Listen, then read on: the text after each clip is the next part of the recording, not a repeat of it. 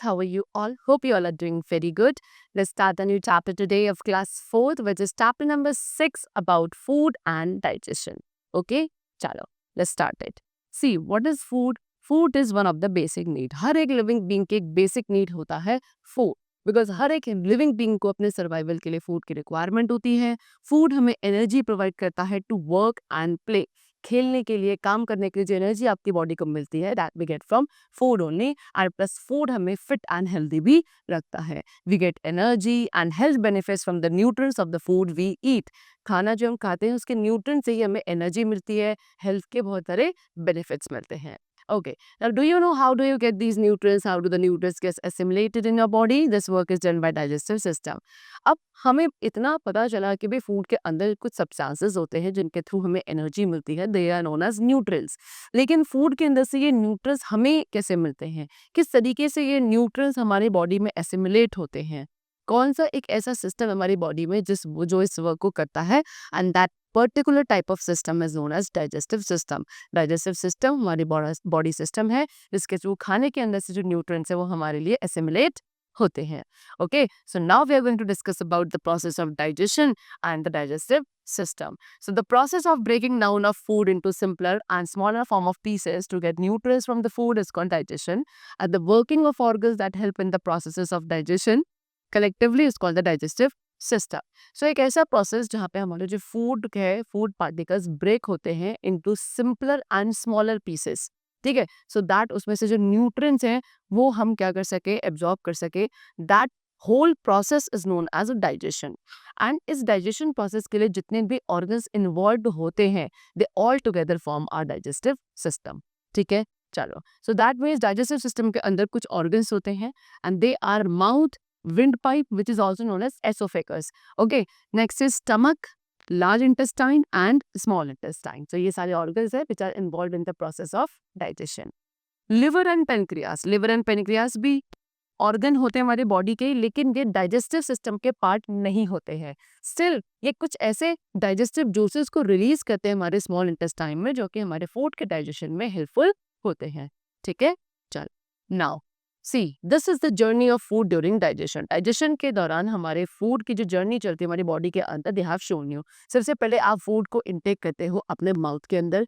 Then mouth से food आपका food pipe के थ्रू, ओके, जिसको आप एसोफेगस भी कहते हैं in the scientific term. So oesophagus के थ्रू या फूड पाइप के थ्रू आपका फूड माउथ से कहाँ तक जाता है? It reaches to stomach.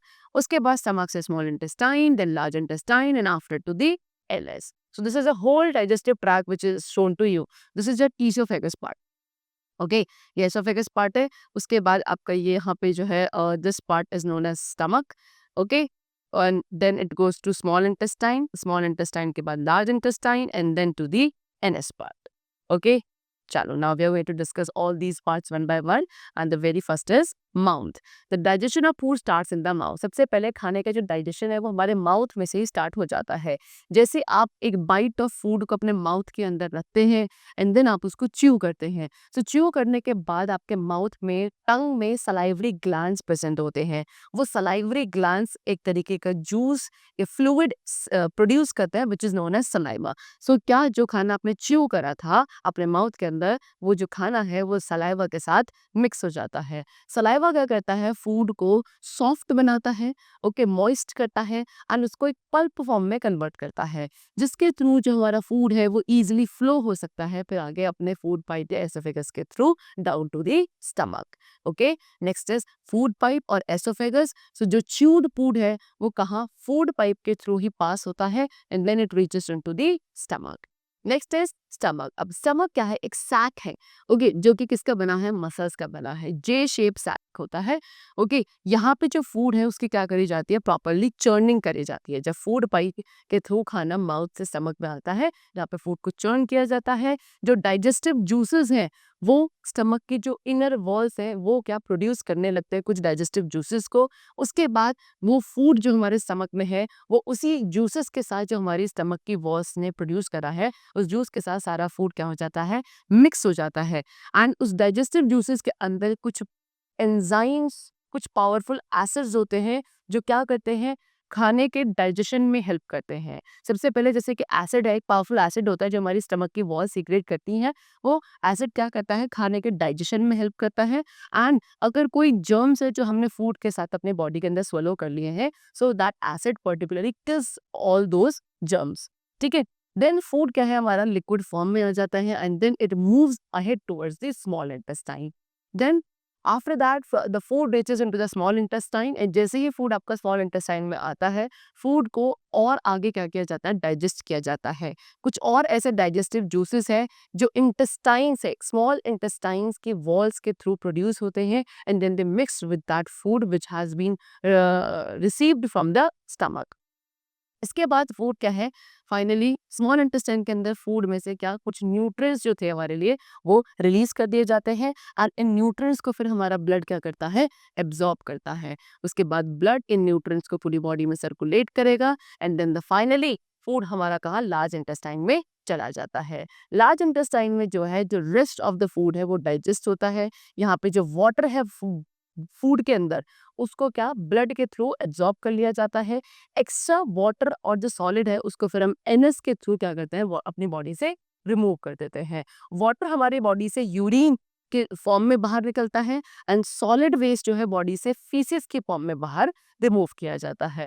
And इस तरीके से हमारा डाइजेशन सिस्टम वर्क करता है एंड हमें अपने फूड में से न्यूट्रिशन प्रोवाइड करके हमारी बॉडी को हेल्दी एंड फिट रखता है।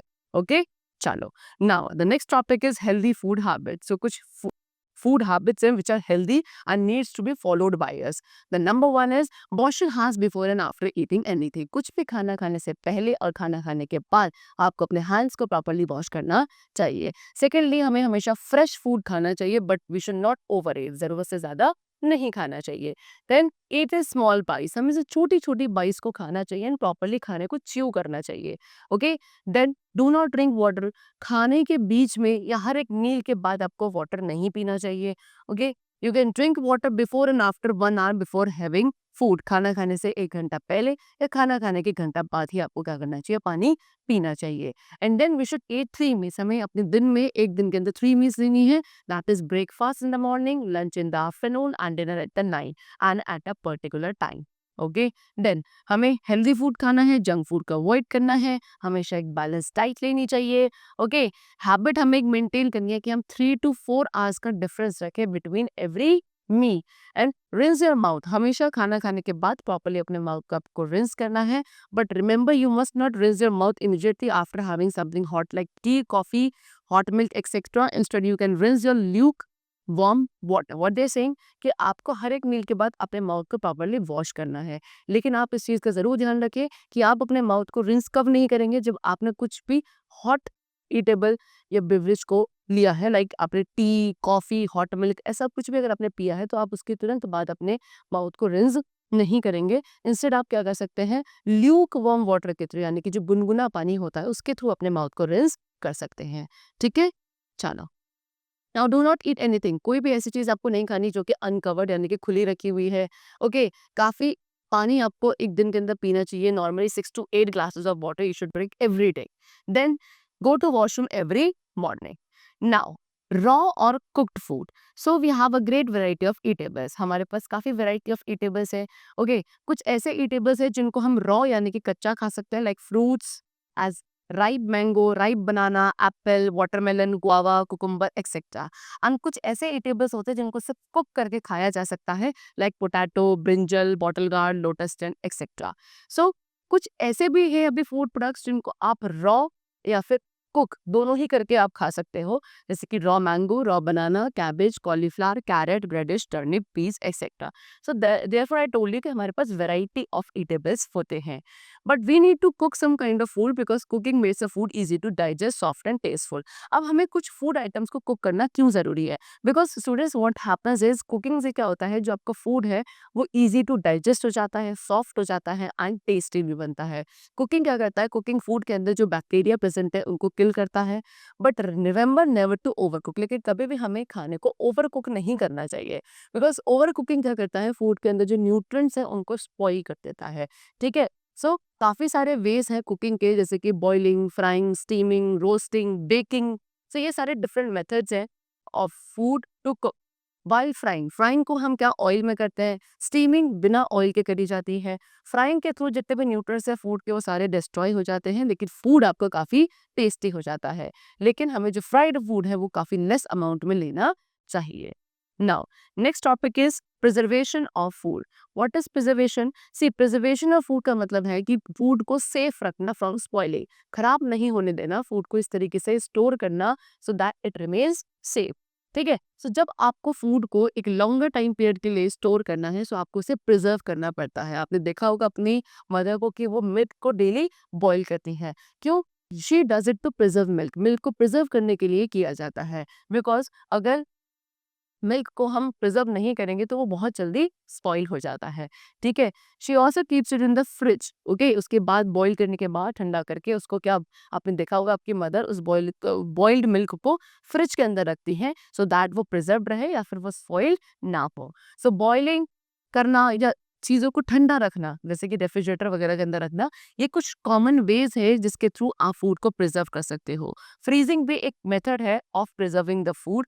ओके, उसके अलावा there are some other ways also of food preservation like salting, canning, sweetening, drying और dehydrating and pickling. These are the different methods of preserving the food. So ये सारे veg जो है food preservation के, ये क्या चेक करते हैं कि जो बैक्टीरियाज है वो हमारे फूड के अंदर क्या ना हो, ग्रो ना करे या मल्टीप्लाई ना हो, और इस तरीके से हम फूड को प्रिजर्व कर सकते हैं for a very longer time period. Okay, चलो, so that's all for the chapter. It's completed. I hope you all are very clear to it. So we'll meet you very soon in the next class. And then take care and thanks to everyone.